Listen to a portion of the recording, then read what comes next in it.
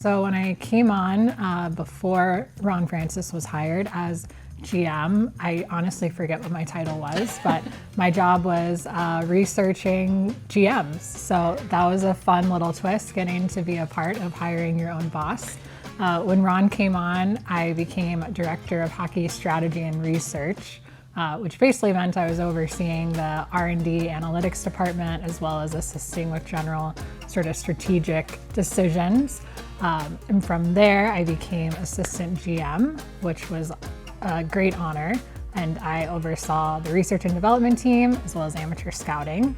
And now today, this year, I transitioned to doing R&D and then pro scouting. So I've gotten to touch a bunch of things throughout that journey.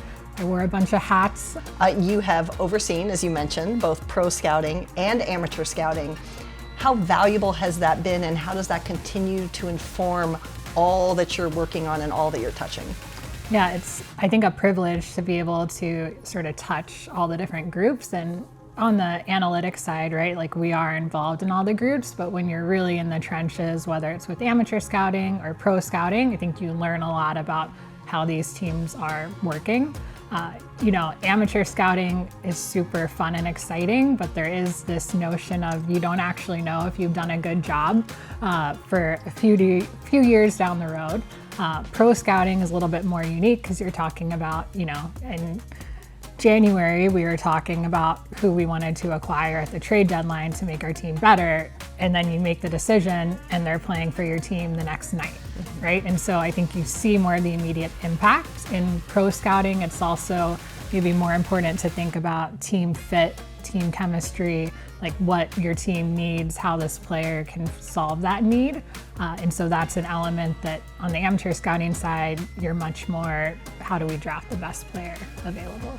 Everyone has different communication styles. Do you kind of have to pause and say, oh, maybe now it's this method of communication at this, rhythm?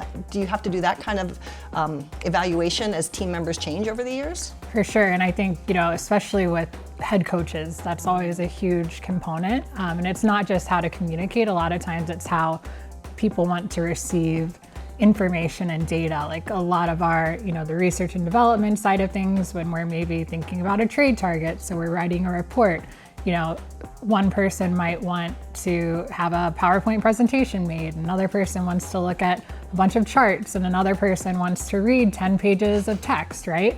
And knowing your audience and knowing what's going to be receptive, even though, myself personally, I might not enjoy writing the 10 pages of text, if that's what gets the message across, then that's how the team has to deliver the message. And so we really tailor that message, whether it's for coaches, even different coaches on the staff we know have different sort of preferences in how they receive information, and then management as well. The R&D department, I think for those of us who do fall on more of the stats side, look at the caliber of team that you've built, and they might think your group is just stats or just analytics. What can you share with us about how your team helps all parts of hockey, both what we see on the ice and maybe other parts of the department that we don't see? Yeah, I think our department we're full of like problem solvers. So we are like these special task forces that can go, whether it's to coaches, whether it's down in Coachella, player development, strength conditioning. Okay, what problems are you facing? What data do you have that maybe is sitting in an Excel workbook?